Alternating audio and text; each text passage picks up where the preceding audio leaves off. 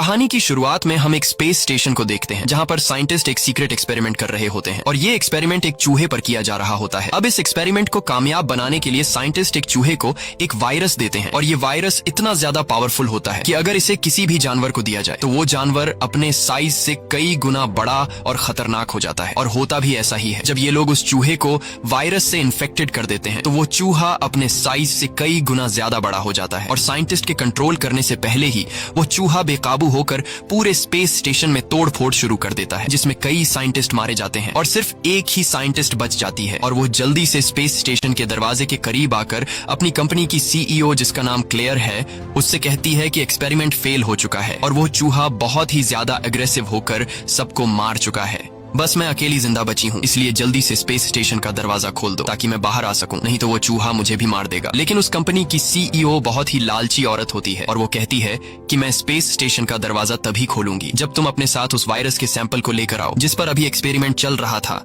अगर तुमने मेरी बात नहीं मानी तो मैं तुम्हारे लिए दरवाजा नहीं खोलूंगी और तुम यहीं पर मारी जाओगी। अब ना चाहते हुए वो साइंटिस्ट अपनी जान खतरे में डालकर वापस जाकर उस वायरस के 3 बॉक्स ले लेती है और वायरस लेने के बाद कंपनी की सीईओ वादे के मुताबिक उसके लिए दरवाजा खोल देती है, जिसके बाद वो साइंटिस्ट जल्दी से एक दूसरे छोटे से स्पेस स्टेशन में बैठ जाती है। यहाँ वो साइंटिस्ट देखती है कि वो चूहा साइज में काफी बड़ा हो चुका है और अब वो चूहा साइंटिस्ट को मारने के लिए स्पेस स्टेशन का शीशा तोड़ने लगता है। लेकिन इससे पहले कि वो शीशा तोड़ पाता, साइंटिस्ट अपने छोटे से स्पेस स्टेशन को इस बड़े स्पेस स्टेशन से अलग करके जमीन की तरफ बढ़ने लगती है। लेकिन कुछ दूर आने के बाद हवा का प्रेशर ज्यादा होने की वजह से इस छोटे से स्पेस स्टेशन के शीशों में दरार आने लगती है और देखते ही देखते वो स्टेशन ब्लास्ट हो जाता है, जिसमें वो साइंटिस्ट मारी जाती है और जो वायरस के 3 बॉक्स होते हैं वो तेज स्पीड से जमीन की तरफ गिरने लगते हैं, जिसमें से एक कैप्सूल जंगल में गिरता है जहाँ एक भेड़िया जब उस कैप्सूल के करीब आता है तो उस कैप्सूल में से निकलने वाली गैस से वह भेड़िया इन्फेक्टेड हो जाता है। दूसरा कैप्सूल समंदर के पानी में जाकर गिरता है जिससे एक क्रोकोडाइल इन्फेक्टेड हो जाता है और तीसरा कैप्सूल एक जू में गिरता है जहां एक व्हाइट गोरिल्ला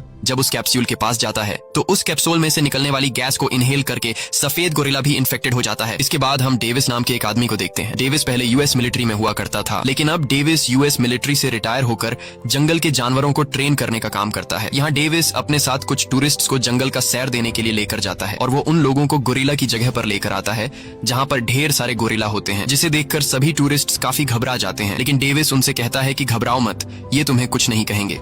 और तभी एक व्हाइट गोरिल्ला इनके सामने आता है। ये वही गोरिल्ला होता है जिसने रात को कैप्सूल में से निकलने वाली गैस को इनहेल कर लिया था, लेकिन अभी तक उस वायरस का असर इस गोरिल्ला पर नहीं हुआ था। और यहाँ हम देखते हैं कि डेविस उस व्हाइट गोरिल्ला से इशारों में बात कर रहा है। ये व्हाइट गोरिल्ला बहुत ही ज्यादा इंटेलिजेंट होता है जो इंसान की बातों को समझ सकता है और यह गोरिल्ला डेविस के साथ काफी अच्छे से पेश आता है, क्योंकि जब यह गोरिल्ला छोटा था और इस गोरिल्ला की माँ को शिकारियों ने मार दिया तब डेविस ने इस गोरिल्ला को जंगल से लाकर अपने साथ पाला और डेविस ने इसका नाम जॉर्ज रख दिया और अब डेविस और जॉर्ज के बीच काफी अच्छी दोस्ती है। वहीं दूसरी तरफ हम कंपनी की सीईओ को देखते हैं जिसने स्पेस स्टेशन में फंसी हुई लड़की से कहा था कि अगर तुम अपने साथ वायरस कैप्सूल नहीं लाई तो मैं तुम्हारे लिए स्पेस स्टेशन का दरवाजा नहीं खोलूंगी। यहाँ कंपनी की सीईओ का भाई काफी गुस्सा होता है क्योंकि इनका एक्सपेरिमेंट का मिशन फेल हो चुका था और जो लड़की स्पेस स्टेशन से इनके लिए 3 वायरस के 3 कैप्सूल लाने वाली थी, इन्हें लग रहा था कि वो कैप्सूल भी ब्लास्ट में खत्म हो गए हैं। लेकिन यहाँ कंपनी की सीईओ अपने भाई को कुछ तस्वीरें दिखाती है और कहती है कि साइंटिस्ट तो ब्लास्ट में मारी गई, लेकिन उसने जो 3 वायरस के कैप्सूल उठाए थे वो काफी ज्यादा मजबूत है और मुझे पूरा यकीन है कि वो ब्लास्ट में टूटे नहीं है। साथ ही कंपनी की सीईओ अपने भाई को जंगल की एक तस्वीर दिखाते हुए कहती है कि हमें खबर मिली है कि कल रात को यहाँ पर आसमान से जलती हुई कोई चीज गिरी है जो कि कुछ और नहीं बल्कि वही वायरस के कैप्सूल है, इसलिए हमें जल्दी से अपनी टीम को वहाँ पर भेजकर उन वायरस के कैप्सूल को हासिल करना चाहिए। अगर एक बार हम लोगों ने उन कैप्सूल को हासिल कर लिया तो हम इसे मार्केट में बेचकर ढेर सारा पैसा कमा सकते हैं। सीईओ के भाई को यह आइडिया पसंद आता है, जिसके बाद कंपनी की सीईओ एक प्राइवेट आर्मी की टीम को उस जंगल में जाकर वायरस के कैप्सूल लाने का ऑर्डर देती है और वो प्राइवेट आर्मी टीम भी पूरी तैयारी करके हेलीकॉप्टर से जंगल की तरफ निकल पड़ती है। अगले दिन सुबह डेविस जब जू में आता है तो उससे टीम का एक बंदा कहता है कि जॉर्ज यानी कि सफेद गोरिल्ला बहुत ही ज्यादा गुस्से में है और जॉर्ज अपने पिंजरे से निकलकर एक बड़े बेर की जगह में चला गया है। ये सुनकर डेविस को जॉर्ज की फिक्र होने लगती है क्योंकि बेर बहुत ही ज्यादा ताकतवर और खतरनाक होते हैं और डेविस को लगा कि अब तक उस बेर ने जॉर्ज को मार दिया होगा। लेकिन जब यह लोग जू के अंदर जाते हैं तो इनकी आंखें खुली की खुली रह जाती हैं, क्योंकि बेयर नीचे जमीन पर मरा पड़ा हुआ था और जॉर्ज बेयर की गुफा में बैठा हुआ था। ये देखकर ये दोनों काफी शॉक्ड हो जाते हैं कि आखिर जॉर्ज इतना पावरफुल कैसे हुआ। पर हमें तो पता है कि अब जॉर्ज पर उस वायरस का असर होने लगा है, लेकिन इस बात की खबर डेविस को बिल्कुल नहीं होती। अब यहाँ डेविस धीरे से जॉर्ज के पास जाता है और उससे पूछता है कि तुमने इसे क्यों मारा। तब जॉर्ज बताता है कि पहले उसने मुझ पर हमला किया, इसीलिए मैंने उसे मार दिया। अब यहाँ जॉर्ज जब गुफा से बाहर आता है तो डेविस उसे देखकर शॉक हो जाता है, क्योंकि उसका साइज काफी ज्यादा बढ़ चुका होता है। साथ ही डेविस देखता है कि अब जॉर्ज का बिहेवियर काफी बदल चुका है और जॉर्ज अब पहले की तरह उसकी बात भी नहीं मान रहा था। यह देखकर डेविस समझ जाता है कि जॉर्ज की बॉडी में कुछ बदलाव हो रहा है और तभी वॉकी टॉकी पर टीम वाले डेविस को गोरिल्ला एरिया में बुलाते हैं, जहाँ पर सभी गोरिल्ला रहते हैं। और जब डेविस उस जगह पर पहुंचता है तो टीम का एक बंदा डेविस से कहता है कि हमें यहाँ पर यह कैप्सूल मिला है। ये वही कैप्सूल होता है जिसे कल रात जॉर्ज ने इनहेल कर लिया था। उस कैप्सूल को देखकर डेविस समझ जाता है कि जरूर इसी कैप्सूल की वजह से जॉर्ज में बदलाव आए हैं। जिसके बाद डेविस उस कैप्सूल को अपने पास रख लेता है और डेविस जॉर्ज को एक बड़े से पिंजरे में बंद करके हॉस्पिटल ले आता है, ताकि उसे पता चल सके कि आखिर जॉर्ज की बॉडी में ऐसा क्या है जिस वजह से उसकी बॉडी इतनी तेजी से ग्रोथ कर रही है। और जॉर्ज के ब्लड के टेस्ट से पता चलता है कि जॉर्ज के खून में किसी चीज की मिलावट हो गई है, जिस वजह से उसकी बॉडी की ग्रोथ बढ़ती जा रही है। और तभी यहाँ पर एक फीमेल साइंटिस्ट डॉक्टर आती है और वो डॉक्टर डेविस के हाथ में वो वायरस का कैप्सूल देखकर कहती है कि ये कैप्सूल मुझे दो, क्योंकि यह कैप्सूल मेरा है। लेकिन डेविस उसकी बात नहीं सुनता और वहाँ से जाने लगता है। तब वो डॉक्टर डेविस के पीछे आकर उससे कहती है कि जॉर्ज की बॉडी बहुत तेजी से बढ़ रही है, वह पहले से ज्यादा ताकतवर और फुर्तीला हो गया है। ये सुनकर डेविस इस डॉक्टर की बात गौर से सुनने लगता है, क्योंकि सच में यह बदलाव जॉर्ज में आ रहे थे। तब वह डॉक्टर डेविस से कहती है कि मैं एक एनर्जन कंपनी में काम करती हूँ जो जानवरों का डीएनए मर्ज करते हैं, और हमने एक शार्क, वेल फिश, चीते और एक चमगादड़ के डीएनए को मिक्स करके एक ऐसा वायरस बनाया जिसे अगर किसी भी जानवर पर टेस्ट किया जाए तो उस जानवर का साइज एक शार्क की तरह नॉन स्टॉप बढ़ता रहता है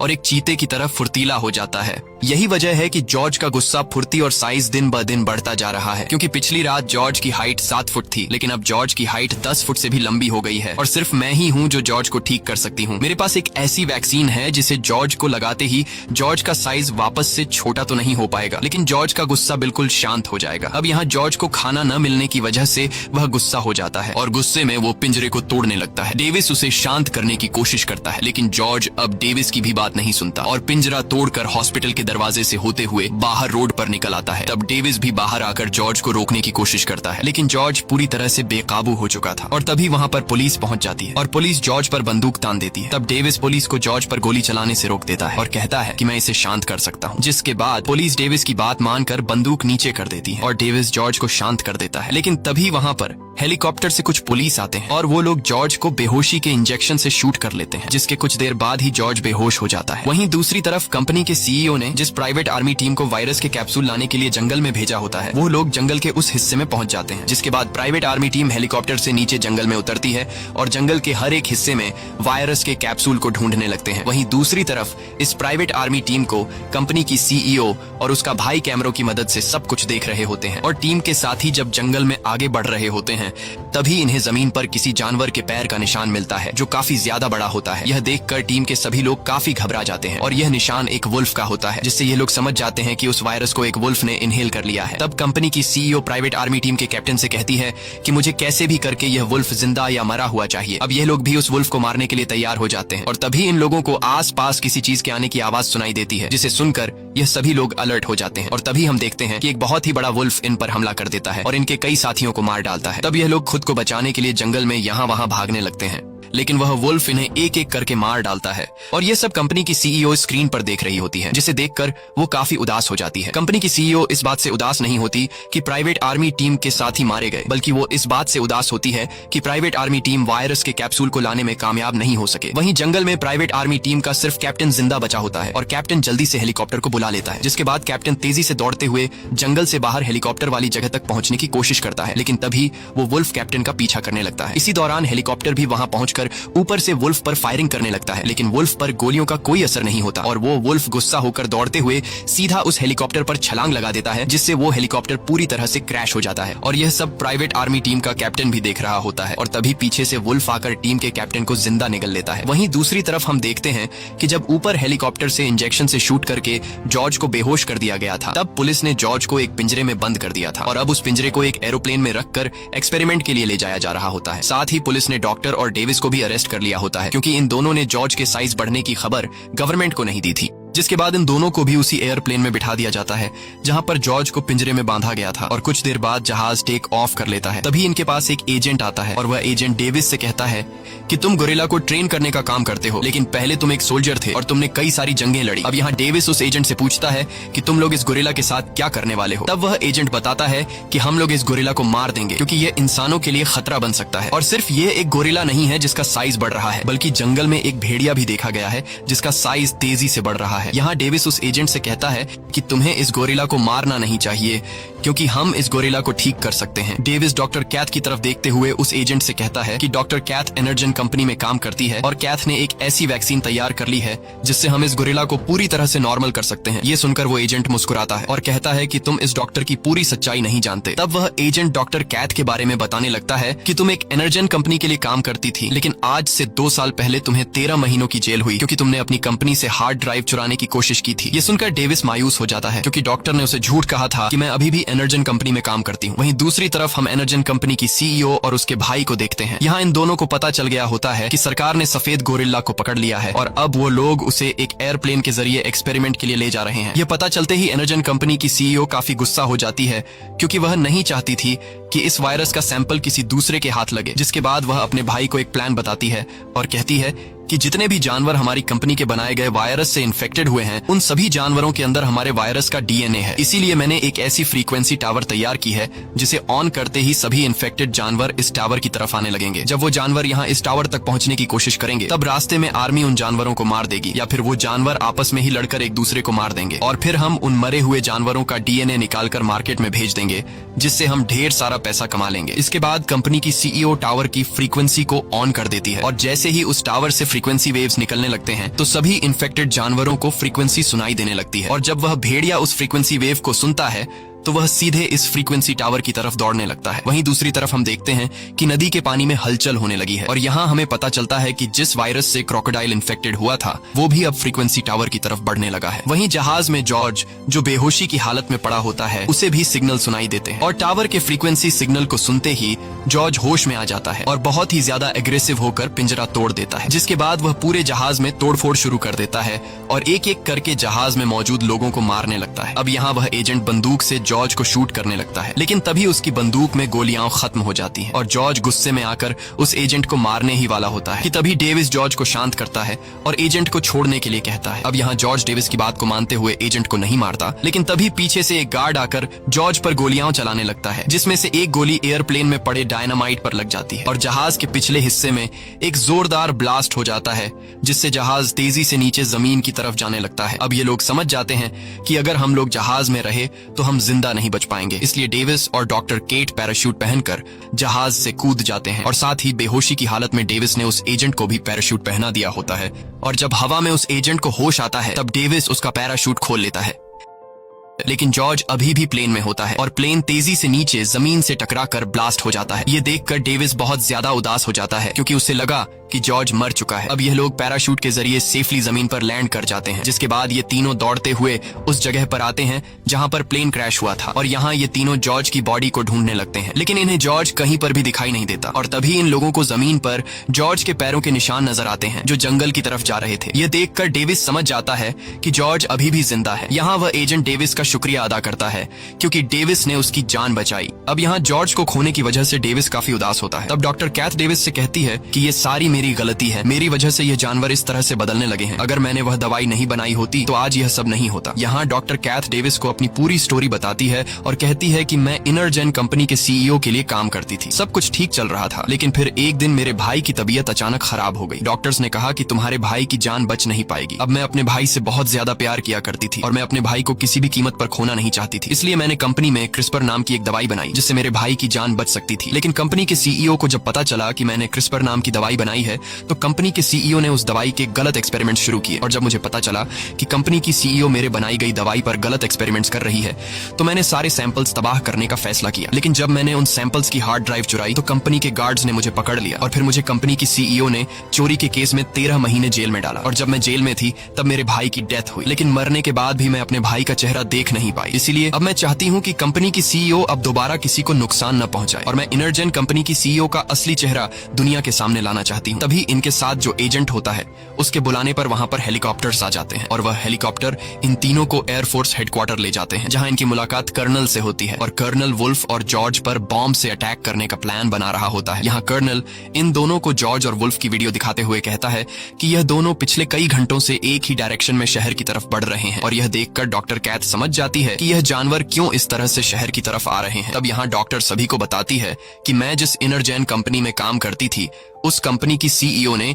बिल्डिंग की छत पर एक टावर बनाया है जिससे निकलने वाली फ्रीक्वेंसी वेव इन जानवरों को खुद की तरफ अट्रैक्ट करती है और यही वजह है कि ये जानवर एक ही डायरेक्शन में शहर की तरफ आ रहे हैं, क्योंकि उस फ्रीक्वेंसी से उन जानवरों को तकलीफ हो रही है और अब यह जानवर किसी तरह करके उस टावर को तोड़ना चाहते हैं। लेकिन कर्नल को इनकी बातों पर यकीन नहीं होता और कर्नल कहता है कि जब ये जानवर शहर में आएंगे तो हम बॉम्ब के जरिए इनको उड़ा देंगे। ये सुनकर डेविस कहता है कि इस तरह से तो आम लोगों की जान भी जाएगी। तब कर्नल कहता है कि फिर हमें क्या करना चाहिए, जिस पर डेविस बताता है कि हमारे पास एक रास्ता है। इन जानवरों को शांत करने के लिए इनरजैन कंपनी में एक एंटीडोट बनाया गया है। अगर हमने एंटीडोट हासिल कर लिया तो हम बिना किसी बॉम्ब ब्लास्ट के इन जानवरों को रोक सकते हैं। लेकिन कर्नल इनकी बात पर राजी नहीं होता और तभी कर्नल के पास एक चिट्ठी आती है जिसमें लिखा हुआ होता है कि डेविस ने उस सफेद गोरिल्ला को ट्रेन किया है। ये पता चलते ही कर्नल गुस्सा हो जाता है और इन दोनों को इन्वेस्टिगेशन के लिए अरेस्ट करवा लेता है। अब यहाँ ये दोनों समझ जाते हैं कि हमें किसी तरह करके एंटीडोट लाना होगा, नहीं तो जानवर पूरे शहर को तबाह कर देंगे। इसलिए ये दोनों खुद को छुड़ाकर वहां से भागने लगते हैं, लेकिन तभी दो सोल्जर इन दोनों को देख लेते हैं और वो इनको पकड़ने के लिए इनके पीछे आ जाते हैं। तब यहाँ डेविस इन दोनों सोल्जर को बेहोश कर देता है। अब एंटीडोट हासिल करने के लिए इनको एक हेलीकॉप्टर की जरूरत थी, इसलिए ये लोग आर्मी का हेलीकॉप्टर चुराने का फैसला करते हैं। लेकिन जैसे ही ये लोग हेलीकॉप्टर के पास पहुंचते हैं तभी पीछे से वही एजेंट आ जाता है। डेविस को लगा कि ये हमें रोकने आया है, लेकिन यहाँ वह एजेंट इनको हेलीकॉप्टर की चाबी पकड़ा देता है और कहता है कि कर्नल कभी भी उन जानवरों को नहीं रोक सकता, क्योंकि मुझे पता है कि जब हमने जॉर्ज को जहाज के अंदर पिंजरे में बंद किया था तो उसने कितनी बड़ी तबाही मचा दी थी। लेकिन ये बात कर्नल को समझ नहीं आएगी। इसके बाद ये दोनों हेलीकॉप्टर लेकर एनर्जन कंपनी की तरफ निकल पड़ते हैं।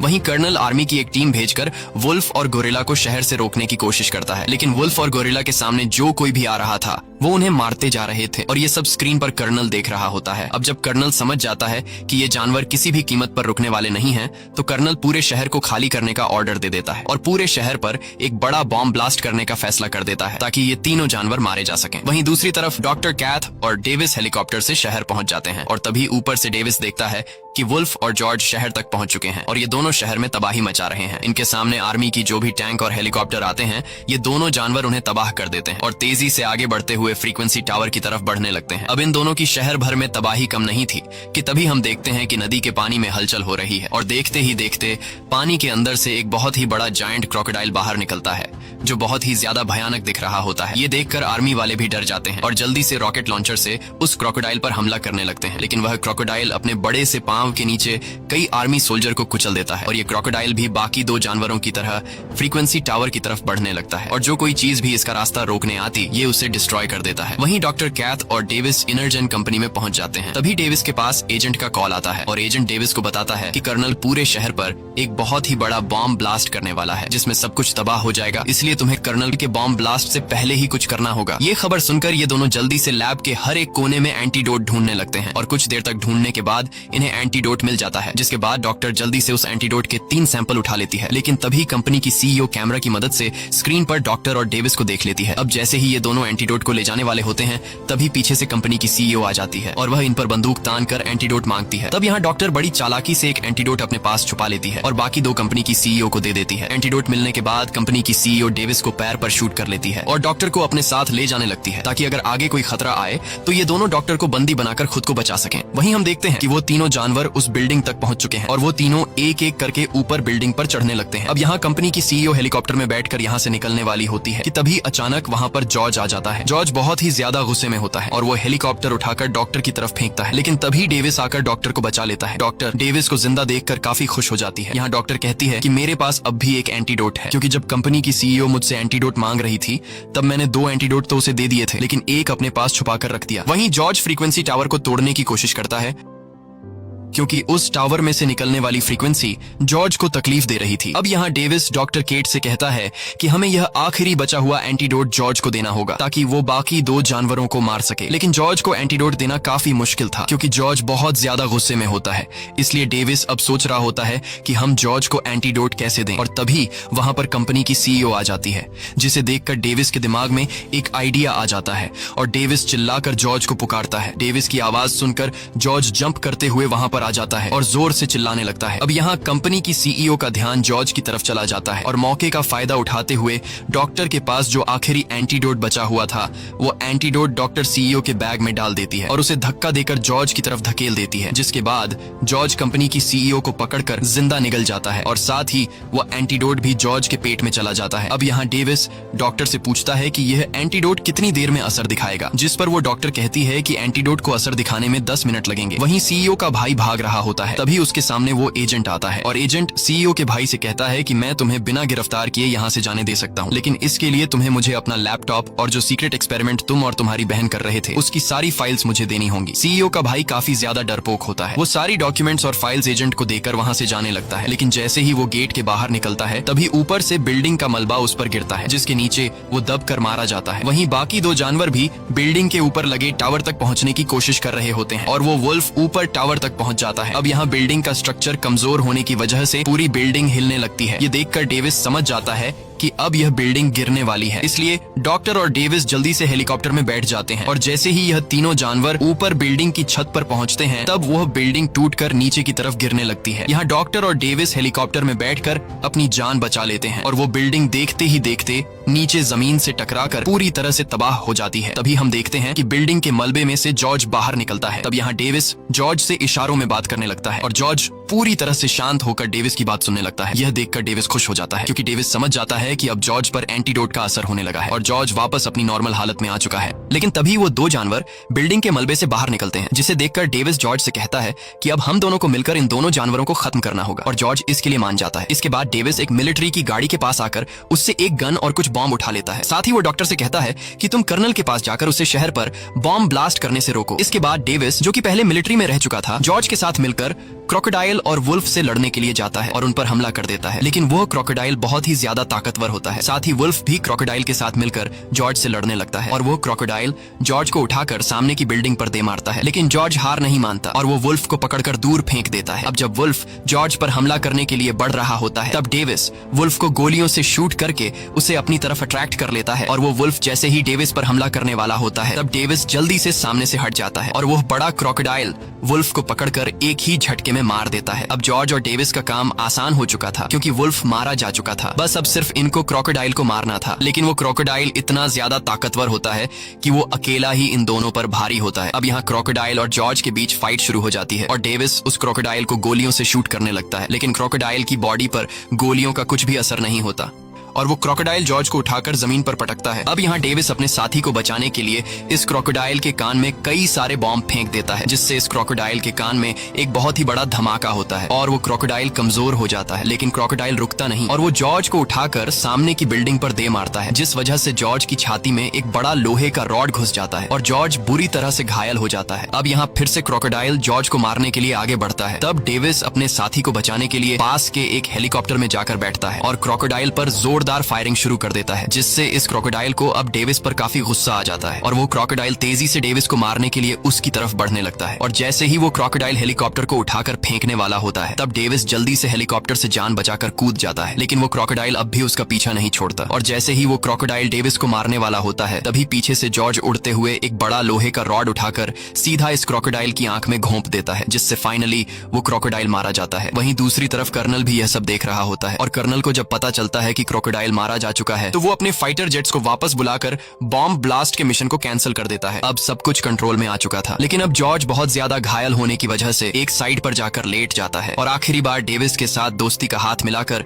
जॉर्ज की मौत हो जाती है। ये देखकर डेविस बहुत ज्यादा उदास हो जाता है क्योंकि जॉर्ज ने अपनी जान की बिना परवाह किए डेविस की जान बचाई। तभी वहाँ पर डॉक्टर केट और एजेंट भी आ जाते हैं और ये दोनों भी जॉर्ज की मौत से काफी उदास हो जाते हैं। अब जैसे ही डेविस और डॉक्टर वहाँ से जाने लगते हैं तभी डेविस नोटिस करता है कि जॉर्ज ने अपना हाथ हिलाया है और जब डेविस पीछे मुड़कर जॉर्ज की तरफ देखता है तो यहाँ पर जॉर्ज एक बहुत ही प्यारी सी हरकत करता है। जॉर्ज अपनी आंखें खोलता है और जैसे ही उसे पता चलता है कि ये लोग मुझे देख रहे हैं तब वो फिर से अपनी आंखें बंद करके मरने का नाटक करने लगता है। ये देखकर डेविस मुस्कुराता है और कहता है कि मुझे पता है कि तुम ड्रामा कर रहे हो। ये सुनकर जॉर्ज अपनी आंखें खोल लेता है और डेविस पर हंसने लगता है। साथ ही वो डेविस का मजाक उड़ाते हुए कहता है कि जब तुम्हें पता चला कि मैं मर गया हूँ तब तुम रो रहे थे। लेकिन डेविस इस बात को नहीं मानता और कहता है कि मैं तो नहीं रो रहा था। इसके बाद जॉर्ज डेविस से डॉक्टर केट के बारे में पूछता है कि ये कौन है। तब डेविस उसे कहता है कि ये मेरी दोस्त है। ये सुनकर जॉर्ज मुस्कुराता है और इस तरह का इशारा करता है। इसी के साथ ये कहानी खत्म हो जाती है। अगर आपको ये वीडियो अच्छी लगी हो तो हमारे चैनल को सब्सक्राइब और वीडियो को लाइक जरूर कीजिएगा।